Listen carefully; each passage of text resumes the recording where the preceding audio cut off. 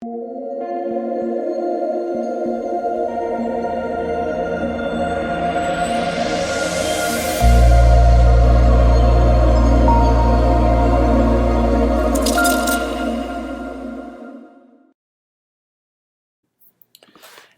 what is going on, guys? It's DK. Back at you with another video here debating the Tuesday Night Football Showdown slate between the Cowboys and the Ravens. Before I get into the video, if you guys are new to the channel, my name's DK. I make daily videos breaking down NBA, NFL, PGA, and esports, daily fantasy sports sites. Before we get into the player-by-player breakdown, I want to thank you guys again for continued support. It is greatly appreciated. The easiest way to support me, since all the content is free, is to leave a like button on the video, subscribe to the channel if you haven't already, and hit the notification bell so you know when I upload videos, you know when I go live. Unfortunately, I won't be able to live stream for this one. If you guys have any questions, make sure to leave them in the comment section down below or hit me up on Twitter. I'll be sure to get back to you. Also, if you guys cannot watch these videos, I do upload an Apple Podcast. The link is in the description below, which is the DK DFS show. And finally, I want to thank PrizePicks for sponsoring the show. If you guys are not familiar with PrizePicks, it's a site where you can bet on player props. So you're betting over-unders, right? So, for example, Lamar Jackson right now is projected at 20.5. You can either take the over or the under. You can you can bet anywhere from 2 to 5 players and win up to 10x your money. And you're not playing against anyone; you're playing against the house. So if you guys are interested in signing up, you can use the code DKDFS. That's DKDFS, all one word. I'll have a link in the description below to get a 100% match up to $100. So you put $100 in, you get $200 to play with.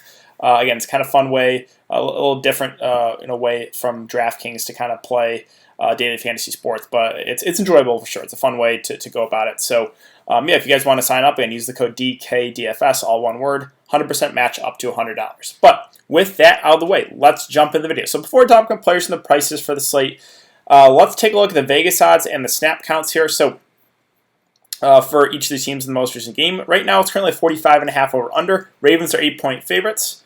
So if you look at the snap counts last game for Baltimore, well, this is kind of an anomaly, right? Because we had no J.K. Dobbins, no Mark Ingram.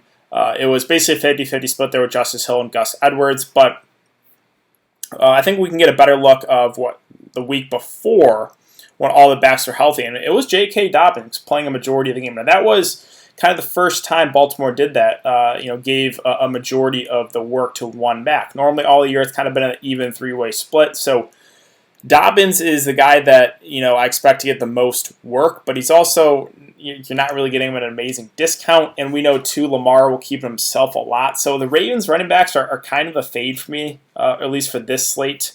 Wide receivers, well, we still looking like Willie Snead will be on the COVID list, and we'll get that confirmation tomorrow for sure. Him, Mark Andrews, looking like they will still be on the COVID list.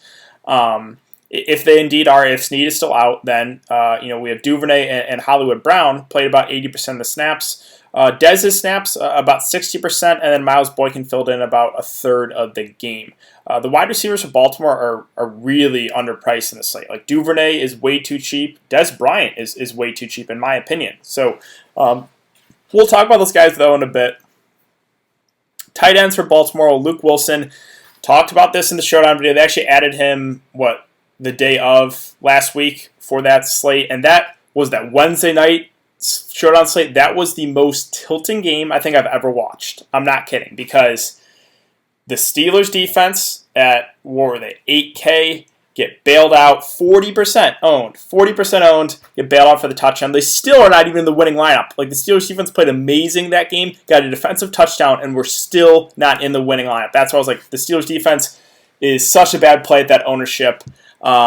Plus the fact that defenses get points for most of the time, they get points for opposing teams drop back, and Baltimore is a team that doesn't throw the ball tons. So that was one of the really tilting things. Another really tilting thing was Luke Wilson, guy mentioned at a super low ownership, dropped a touchdown at the end of the half, and then finally, to add insult to injury, the Gus Edwards, Justice Hill. You guys knew I was all over Justice Hill for value. I said, Gus Edwards is going to be over-owned, and Justice Hill did all the work. He got tackled on the 1-yard line twice, and they punched it in once with Gus Edwards. His finishing line was like 10 yards and a touchdown. I forget how many carries he had, but that was one of the most tilting showdown slates I've ever watched. But back to this again. Don't want to be talking about the game last week too much.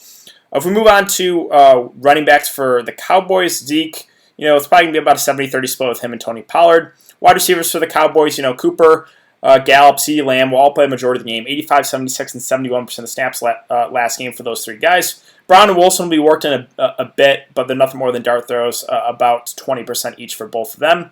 Then finally, tight ends, SCHULTZ. Yeah, we know he will also play majority of the game, 86% of the snaps. Blake Bell, the number 2, played about a third of the game, but nothing you can really go to with confidence there. So let's talk about players and the prices. Lamar Jackson, 11.6K at the top is way too cheap. In this matchup, I know he's been struggling this year, but he is the clear guy. In cash games, don't even get cute. Just you do this, move on. Like, do not get cute in cash games. You do that, and you fill out the rest of your lineup. Again, there's a lot of really good value plays in the slate, so play Lamar and the captain for cash games 100%. Don't even think twice about it.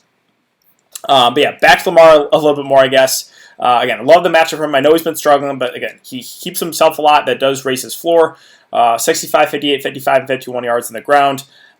So yeah, I really like Lamar Jackson. He's going to be probably 95% owned on the slate, I would say. So yeah, can you make the argument to fade him? You can. I wouldn't do it. Again, I only make one lineup. If you're making 150 lineups, maybe you can fade him in a couple. But yeah, he's a guy that clearly the guy that has most upside in the slate, also the safest play. So yeah, Lamar Jackson is definitely one of the top plays in the slate for sure. Zeke Elliott, let's go to the flex position. Zeke's at 10-2. I think he's going to be more of a contrarian play. I think he goes overlooked in the slate.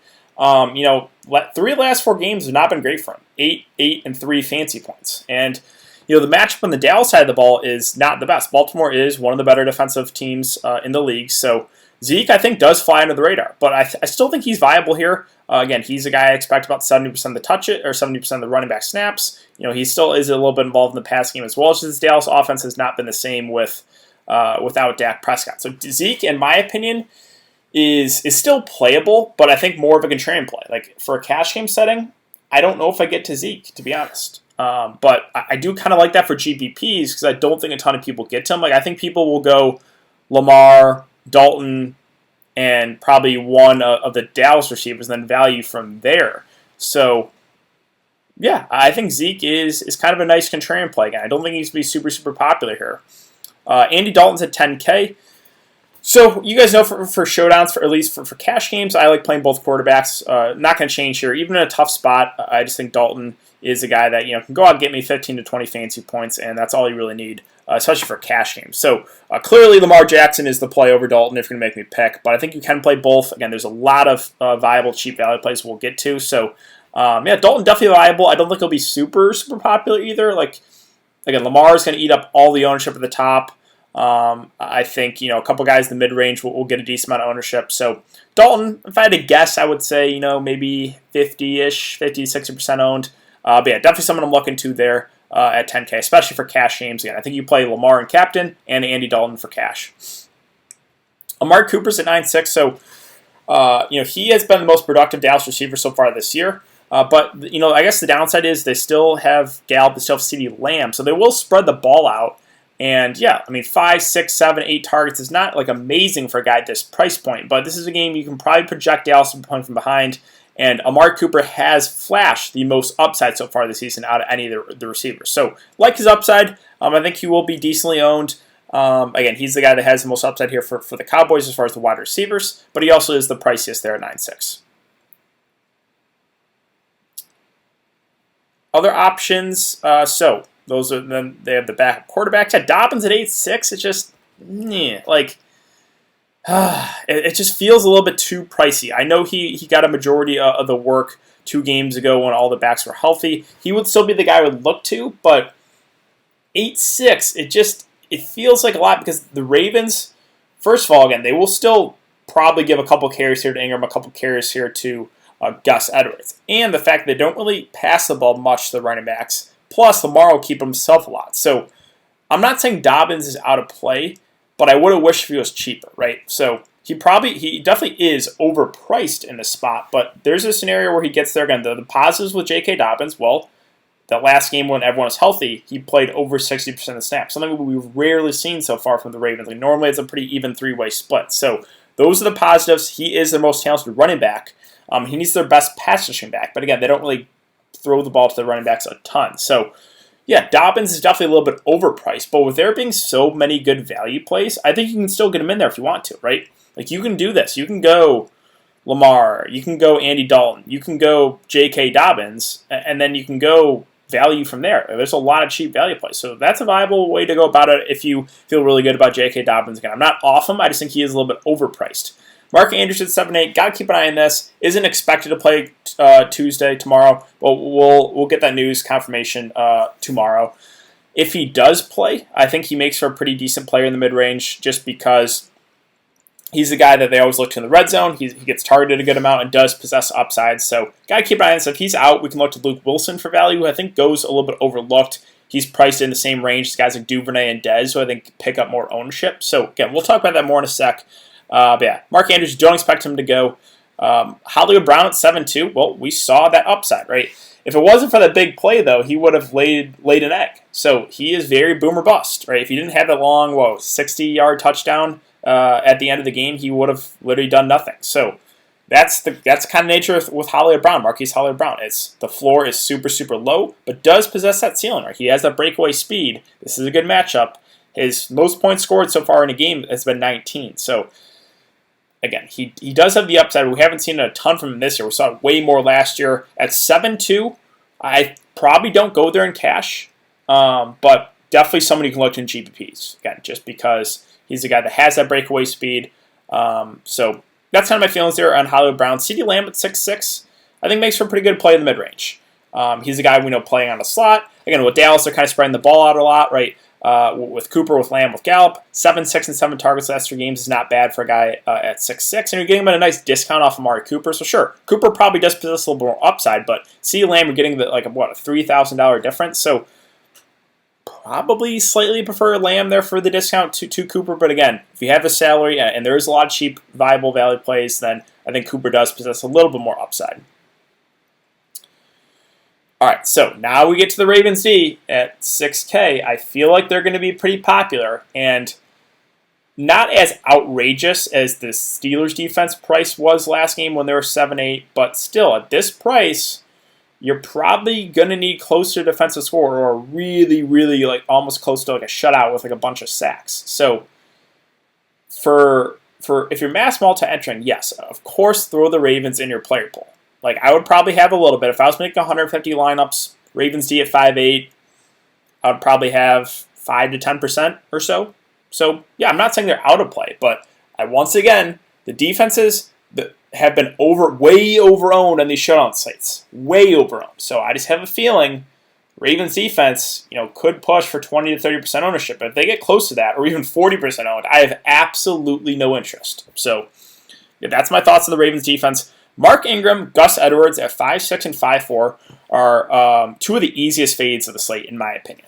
Again, when all backs were healthy that last game against Tennessee, Ingram, Gus Edwards did not get a ton of work. Ingram had 2 carries. Gus Edwards that game against Tennessee had 3 carries. So at 5-6 and 5-4, unless something dramatically changes here, there's just no way I'm playing either Mark Ingram or Gus Edwards. I just think they're you need a miracle if you play them. You need Ravens to do something really weird, or you need them in their one or in their couple touches they get in the game to break a long one. So I'm just not getting to Ingram or Gus Edwards. I'm crossing them off for single entry. Again, if you're making 150 lineups, maybe you can throw them in a couple, but yeah, they're just too overpriced right now for the role. And based off what we see in the game when all the backs are healthy, their roles are going down, where J.K. Dobbins' role is going up. Dalton Schultz at 5-2. He will be, I think, overlooked because, there's just a lot of guys that have upside in the slate. I don't think Schultz is going to be there's a lot of big names in the slate, right? We have LAMAR, Dobbins, we have the Dallas receivers, we have Zeke. So I don't think Schultz is going to be super popular, but he's been a pretty consistent player for DFS, wise this year. He's a guy that playing a majority of the game, targets have been solid, 8, 7, 6, 5, right? Dallas has been spreading it out. I think he's fine. And again, I think he goes a little bit lower owned. So, and Schultz still does possess upside. So I think he's a good play in the mid-range. I think he does go a little bit lower owned. Michael Gallup at 4-4, I think this is a little bit too cheap. Targets, last 4 games, 12, 7, 5, and 8. So he's actually been the most targeted receiver here for Dallas, and he's the cheapest. And he possesses some big play upside. Now, Touchdown variance has not gone his way, right? 0 touchdowns the last 4 games, but he is a guy that, again, does have that big pop. So we saw against Seattle, 138 yards and a touchdown. So I like the price here a good amount on Gallup, right? I think he will be a pretty popular value play, but I like the upside, and I like the price here a good amount. Definitely one of my favorite cheap plays there with Michael Gallup. Tucker and Zuerlein, so normally these are 2 of the better kickers in the NFL, but there's a ton of really good value plays, which we actually get to. So with the kickers, they're not out of play, but you have Gallup right above them. You have Duvernay, Dez right below them. If Willie Snead is out, like kickers are, at least for single entry for myself, I'm probably not going to go there. But they do possess upside, right? They can get you like 15 fantasy points, but yeah, there's a lot of really good cheap plays. Cowboys defense at 3-2. I mean, the issue here is just Baltimore as a team, right? They're just not going to throw the ball a ton. So that's a lot of the times where defenses get their points. I'm probably not going to go there for myself. Tony Powers at 2-6. What I expect from him, probably about a third of the game. Do I think he's viable? He's viable, but still, I prefer some other value plays in this range. Now, Luke Wilson at 1-8, I still like here, especially if Mark Andrews is out. He does make for a pretty good value play because we know the Ravens love going to the tight ends. If Andrews is out, he is their best pass-catching tight end. So I do like Luke Wilson. I think he goes a little bit overlooked, but he has upside here. Again, people are going to box score watch to see, oh, he had a donut last game. They're just going to avoid him. I think that's a mistake. Played 70% of snaps the last game. Yeah, he is still in play here. And then Justice Hill at 1-6 with all the backs healthy. I just can't do it. Like maybe he'll get a carry or two, but yeah, I can't go there now. Cedrick Wilson at 1.2K is in play. Is the number 4 wide receiver. Going to mix in a bit here and there, but I prefer Duvernay. I prefer Dez right below him. Let's talk about Dez first at 1K. So he played, what was it, last game? Where is Baltimore, the wide receivers? He played 59% of the snaps. Did get targeted twice, but had no catches just because that Baltimore pass attack with RG3 was kind of a mess the last game. But Lamar is obviously a better thrower here. So Dez at 1K, I just think that's too cheap. I expect him to play probably somewhere between 60 to 70% of the snaps. And yeah, at this price, that's just too cheap. Same thing with Devin Duvernay. Again, this is assuming Willie Snead is out. If Willie Snead is in, that does throw a wrench into things because then I'm not as excited about Dez, not as excited about Duvernay. But if Willie Snead is not available to play, it's going to be Hollywood Brown, it's going to be Dez, it's going to be Duvernay that are going to be out there, majority of the game, right? If we go off what we saw last game, Duvernay 76% snaps, Hollywood Brown 78%, Dez 60%. So yeah, Dez, Duvernay are just too cheap. Right, I know the Ravens are a run-first team, but $800 and $1,000 for Dez and Duvernay are just, yeah, they're 2 of the better value plays on the slate for sure. Now, Boykin, more of the contrarian play at $600, right? He only played a third of the game. Still viable and will come in at way lower ownership than Dez and Duvernay. So you want to get a risk or take a risky approach. You want to try to differentiate yourself. You can take a shot at Boykin, right? He was coming into the year the number 2 wide receiver, but he's been disappointing. So, yeah, not saying he's out of play, but I like the price, or I like, Dez and Duvernay a bit more. Blake Bell is their backup tight end. Been averaging about a target or 2 a game at $200. Again, not out of play, but I like the upside a little bit more with those guys we just mentioned. Let's see. So Tomlinson will probably be, he'll be out there more for blocking purposes for the Ravens, so I'm not super interested there. Again, it's going to be Luke Wilson for me.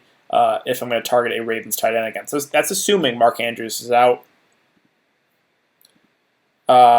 Let's see. Is that about it? Yeah, Tyshawn Williams will not be available again. He was technically the 3rd string running back last game, but with Ingram and with Dobbins back, he won't play. I think that's it. Yeah, that about wraps it up for the player-by-player breakdown. So again, guys, for cash games, for me, I think you just do this. You play Lamar again. Don't get cute about that. I think you still probably play Andy Dalton, and then you can go from there. You can get to Zeke, or you can go to one of the main Dallas receivers, or you can go to J.K. Dobbins. However you want to go about it, but that's how I started. Again, clearly Lamar and the captain. I think I would play Andy Dalton as well. And for GPPs, we know about 75% of the time the winning lineup has either running back or wide receiver. So, guys I'm considering still LAMAR and GBPs, just because LAMAR, again, he will keep himself a lot. He has the ability to score like a couple rushing touchdowns. So, yeah, LAMAR is still one of my favorite plays in captain and GBPs as well. But other guys I'm looking to, Zeke is a contrarian play, kind of like that, right? I think he flies under the radar. All three Dallas receivers with Cooper, with Gallup, with CeeDee Lamb, all playable, right? Dalton's been spreading the ball out, or spreading the ball around, so all three of those guys in play. If I was going to play someone, or one of the Ravens running backs, it would be Dobbins, even though I think he's a little bit overpriced. And then, as far as like cheap guys, would I play anyone down here cheap? Well, Gallup, again, I think you can look to him in the captain. He possesses upside. He'll be out the majority of the game. I like the price on him a good amount. And if you're going to go really cheap, I think you can go to Dez or Duvernay, but that's getting pretty risky. Like if you go Devin Duvernay in the captain spot, that leaves you 9.7K remaining. Well, you can just basically jam in whoever else you want into your lineup, right? So, boom, there you go. So, yeah, mess with the roster construction, but again, I think the safe way to go about the slate is you play LAMAR and captain and you move on. If you're playing cash games, yeah, that's going to do it for the video today, guys. So if you have been enjoying the content so far, I'd really appreciate it if you leave the like button on the video, subscribe to the channel if you haven't already, and hit the notification bell so you don't upload videos when I'm live again. Unfortunately, no live stream, but if you have any questions, hit me up in the comment section or hit me up on Twitter. I'll make sure to get back to you guys. Thanks again. Hope you guys have a great day, and I will see you all later.